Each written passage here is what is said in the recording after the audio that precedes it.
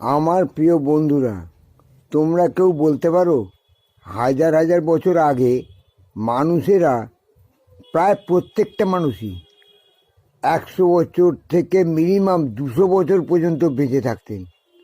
স্বল্প আয়ু বলতে 100 বছর, আর দীর্ঘায়ু বলতে 200-225 বছর পর্যন্ত আয়ু পেতেন। কিভাবে পেতেন, কেন পেতেন, দীর্ঘায়ু পেতে গেলে কি করা উচিত, আমরা কিভাবে এখনকার যুগে দীর্ঘায়ু পেতে পারি, সেটা কি তোমরা বলতে পারো? আমি একটা ছোট্ট উদাহরণ দিচ্ছি।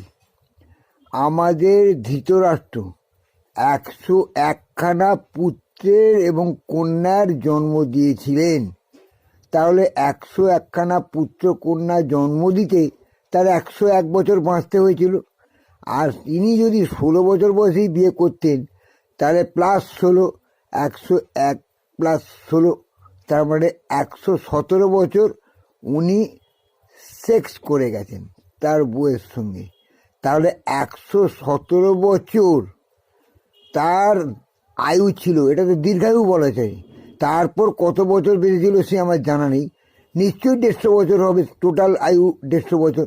তাহলে উনি এই 150 বছর আয়ুটা কি করে পেলেন?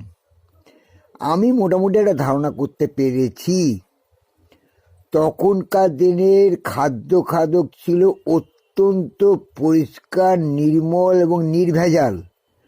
তার ফলে তার দেহের পুষ্টি সাধন সম্পূর্ণরূপেই হতো, এবং যথেষ্ট খাটাখাটুনি করার ফলে, কায়িক পরিশ্রমের ফলে সেই খাটুনিটার যা ক্যালোরি শক্তি ক্ষয় হতো, সেইটা কিন্তু ওই পুষ্টি থেকেই মিলে যেত। অর্থাৎ ক্যালোরি শক্তি যা পেত সমস্ত কিছু তার সমান সমান হতো, অর্থাৎ সমানুপাতিক হতো। সেইভাবে সঠিক পুষ্টিগুণ, সঠিক খাদ্য খাওয়ার ফলে তিনি কিন্তু যথেষ্ট ভালোভাবে দীর্ঘজীবন লাভ করেছিলেন।